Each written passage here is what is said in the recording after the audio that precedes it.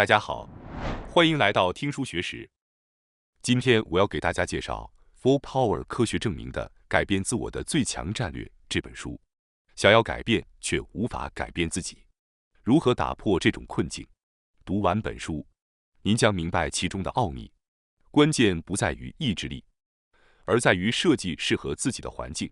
首先，我希望您能诚实地问问自己，你是否曾经多次为了让自己的生活变得更好，付出了数不清的努力，但最终却总是回到原点，感到无比沮丧？您是否曾经全力以赴，想要打破不良习惯，却又总是回到以往的模式？即使做出改变自己生活的大决心，设定了目标并努力追求，但最终却发现自己离目标遥不可及。经历了这样反复的失败后，您是否得出结论，认为目标无法实现是因为自己不行？您可能会想，我缺乏毅力、强大的内心、意志力等达成目标所需要的东西，因此我应该放弃目标，妥协于现在的生活。或许我根本就没有成功的潜力。您可能已经这样想过。然而，如果有人告诉您，无法达成目标并不是因为您不行，你会怎么想？如果说不是您的问题，而是有别的原因呢？那么接下来我们就来深入了解这本书的内容。今天视频的内容包括以下3个部分：第一，科学证明的改变自己最强战略；第二，如何设计一个必然成功的环境；第三，从环境中获得动力。首先是第一部分，科学证明的改变自己最强战略。本书的结论可以用一句话概括：不要依赖意志力，而要设计您的环境。环境才是一切的关键。正如之前提到的，目标达不成，并不完全是您的问题。那么问题到底出在哪里呢？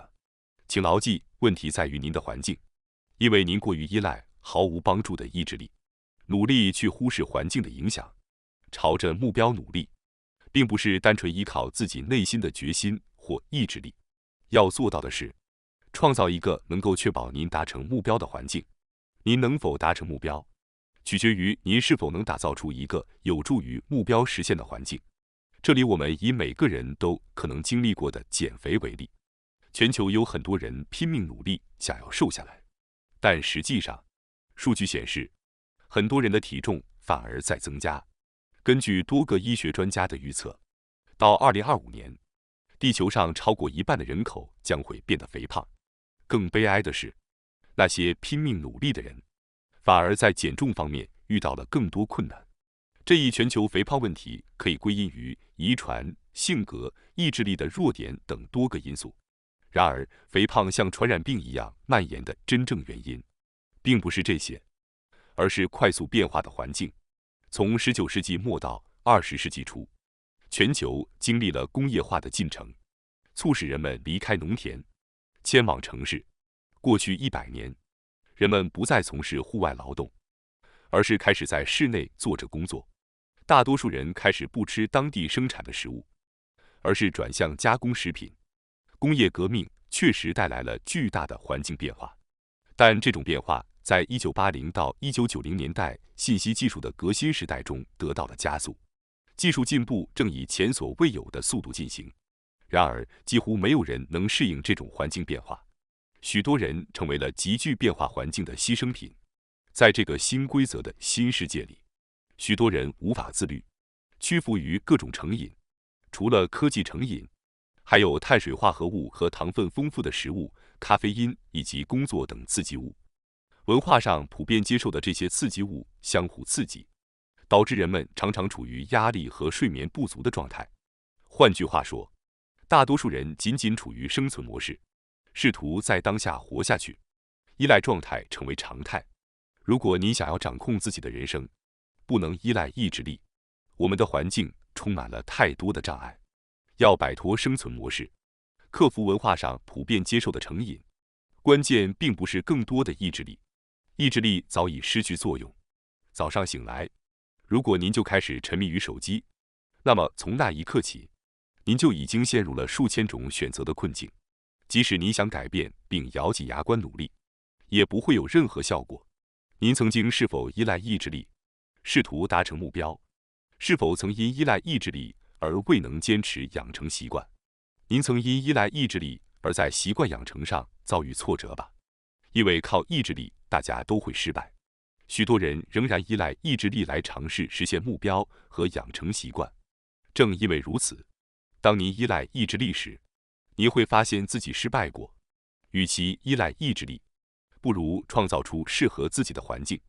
很多人过于自信自己的意志力，认为只要努力就能成功。作者表示，这种想法让很多人始终无法成功。我们应该认识到，人类的意志力是非常脆弱的，根本不可靠。因此，我希望你们能够牢记，创造一个不需要依赖意志力的环境才是最重要的。成功的秘诀并不是全力以赴的努力，而是创造出需要巨大努力的环境，并全身心地投入其中。人类惊人的能够迅速从一个环境适应到另一个环境，这是我们已知的事实。那么，如何创造这种环境呢？为了实现目标，承诺自己的决心可以包括以下几个方面：提前投资、公开宣告、设定期限、建立能获得反馈的机制，并构建让自己承担责任的机制，将一切违背自己决心的事物从环境中去除。真正的承诺并不是仅靠内在决心和意志力，而是通过外部的防护系统来巩固目标。也就是说，就是要创造出一个能够确保目标实现的环境。我们是会适应环境的，因此要在个人层面上有意识的进化。唯一的途径就是有意识地控制环境，构建能够塑造你想成为的自己的环境。我们会根据自己选择的环境来适应并进化。换句话说，环境成就了我们，所以如果你希望改变自己，就去改变自己的环境吧，别再试图依靠意志力了。科学证明，改变自己最强大的策略就是停止依赖意志力，去设计您的环境。接下来是第二部分，如何设计一个必然成功的环境。通过第一部分，我相信您已经理解了环境的重要性。首先，我想介绍的方法是将所有与自己决心相违背的事物从环境中去除。我们的环境中充满了诱惑，这些诱惑会削弱我们的决心。去除这些诱惑是创造环境时最重要的事情。如果周围有诱惑，我们每次看到它都会消耗我们的意志力，必须与诱惑斗争。而意志力通常是经不住考验的，最终会屈服于诱惑。如果物品越少，您能够获得的东西就越多。想要拥有清晰的心态，首先必须拥有清晰的环境。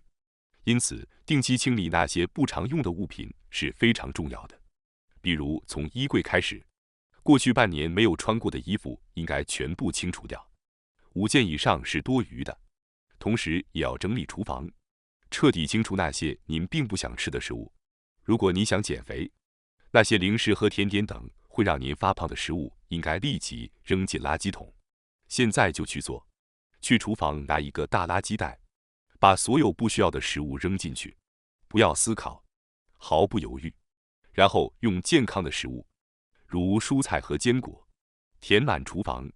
当厨房里只剩下这些健康的食物时，您自然会养成健康的饮食习惯。进行生理整顿时，关键是要设定一个无法选择的状态作为目标。如果游戏和漫画妨碍您学习，那么可以将它们送给朋友或卖掉，创造一个没有游戏和漫画的环境。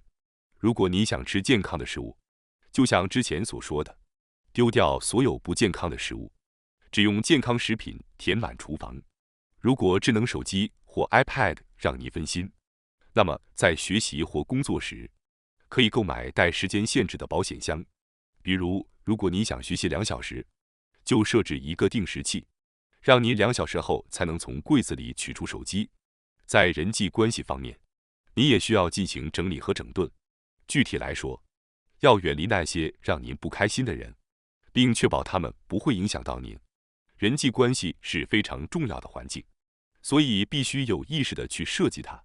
在美国，一个人能否改善经济状况，很大程度上取决于他所住的州。简单来说，如果您住在富裕的州，您就会变得富有；而如果住在贫困的州，您就很可能贫穷，尽管您可能在努力。也几乎不可能改善自己的经济状况。您所在的州将决定您经济的水平，这不是很可怕吗？您所在的地方，实际上决定了您的经济状况。此外，周围人的坏习惯也会对您产生负面影响。如果您周围的人都抽烟，您也会开始抽烟；如果您周围的人总是吃垃圾食品，您也会跟着吃垃圾食品。即使您知道抽烟或吃垃圾食品不好，在周围人都这样做的情况下，您一个人凭借意志力抗拒这些诱惑几乎是不可能的。因此，如果你想戒烟或不再吃垃圾食品，就必须远离那些有这些习惯的人。相反，如果加入一个健康的群体，健康的生活方式就会成为理所当然。彻底切断与自己梦想不符的人际关系，并有意识地建立符合自己梦想和理想状态的人际关系，这是极其重要的。作者坚信这一点。原来如此。重要的是从环境中剔除一切与您决心相违背的因素，强制创造出无法选择的状态。举个例子，如果你想在家工作，可以在回家时故意将手机放在车里，这样就能创造出一个强化的环境，让您能够专注于工作，而不被手机干扰。这是将环境外包给工作的一种方式。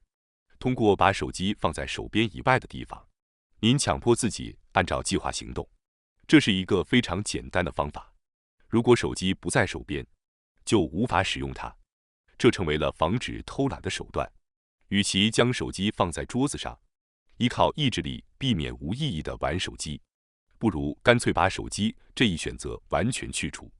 例如，作者决定从自己的 iPhone 中删除所有社交媒体应用，这样就不用再考虑是否每隔30分钟检查一次了。由于养成了不好的习惯，有时会不自觉地拿起手机准备查看，但这时会发现自己没有这些应用。于是，作者会提醒自己曾做出过聪明的决定，保护自己免受偷懒的诱惑。通过这种方式，强迫自己采取某种行动的环境是可以随时创造出来的。大家也可以根据自己的环境设计出一种让自己不得不去做的情境。先从这点开始吧。接下来是第3部分，我将开始讲解如何从环境中获得动力。作者以钢琴家约翰·伯克为例来说明这一点。伯克为自己创作了一首自己无法演奏的曲子。当他创作这首曲子时，他无法亲自演奏这首曲子，因为在物理上，这首曲子远远超出了当时伯克的技术水平。然而，这正是伯克所追求的目标。他写下自己无法演奏的曲子，并不断地练习，直到能够演奏它。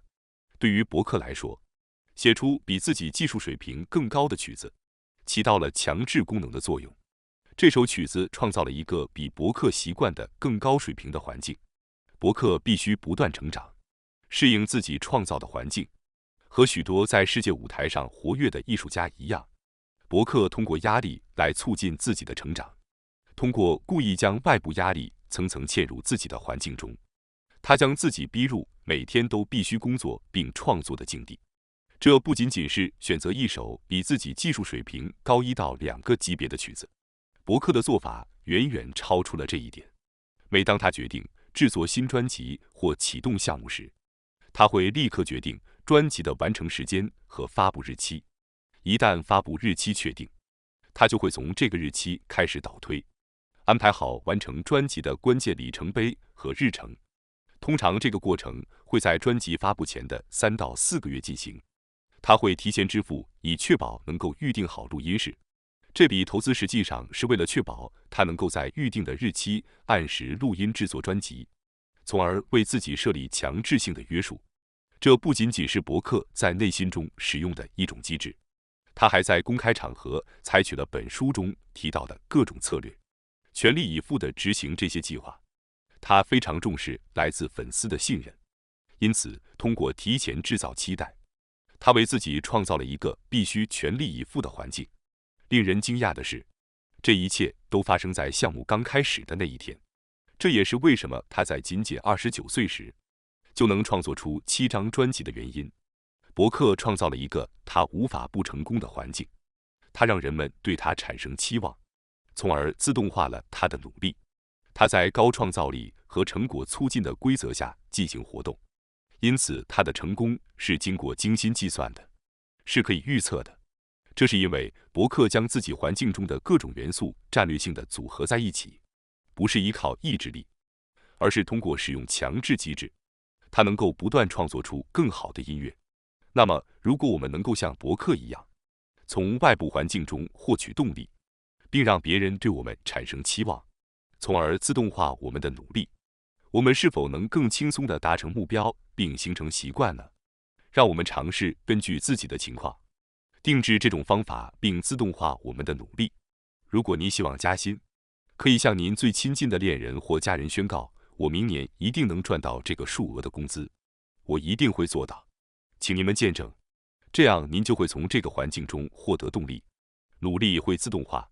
想学编程的话，可以先支付编程课程的费用，这比仅仅想着学编程却始终没有行动要好，因为光想着是永远不会有所成就的。通过先支付编程课程的费用，你会被迫进入一个无法回避的环境。工作结束后，你也不再会犹豫是否要学习编程。在经济领域，有一个著名的原理叫做沉没成本的魔咒。这个原理是指，人们在某件事情上投入了资源并拥有它之后，会过高估计它的价值，因此人们会继续走本不该走的路，或者追求本该放弃的东西。例如，当我们去电影院，发现电影很无聊时，知道应该离开，但由于已经花了2000日元买票，往往会忍着看完。这种情况下，如果我们理智一点，应该立刻离开电影院，这样就不会浪费时间。但由于受到沉没成本的魔咒的影响，我们往往会做出不理智的决定。提前支付费用这一行为，实际上是利用了沉没成本。通过提前支付费用来做出承诺，就会产生沉没成本的魔咒。我们会因此更加珍惜自己所付出的代价，进而更容易坚持下去。因此，利用沉没成本来自动化努力，先付钱是一种很好的方法。另外，制造风险也是一种不错的方法。为什么我们达不到目标？因为没有失败的惩罚，没有痛苦的环境，没有压力，人们就容易懒散。所以，我们需要制造一些社会压力或外部压力。例如，如果你想减肥，可以向身边的朋友、社交媒体或恋人宣告：我一定会在明年圣诞节前减掉5公斤。这样，即使今天不想运动，社会压力会迫使您去遵守自己承诺的目标。对于有喜欢的人来说，可以向喜欢的人宣告您的目标，这样您的动力会大大提升，因为您不想让喜欢的人失望。总之，思考如何在您当前的环境中，从外部获得动力，并自动化您的努力。每个人的情况不同，因此，请根据自己的情况设定合适的环境。最后，我想通知大家一下，我们还有一个新频道——学识 Plus。该频道将每天提供更为精简的视频内容，并增加有关论文等相关有益知识的解说。如果您感兴趣的话，请通过概要栏中的链接进行查看并订阅。感谢大家收看今天的节目。如果你喜欢我们分享的内容，记得点赞、订阅并开启小铃铛通知，第一时间获取我们的更新。在下次的节目中，我们将继续为大家分享更多有益的书籍。再次感谢大家的支持，我们下期再见。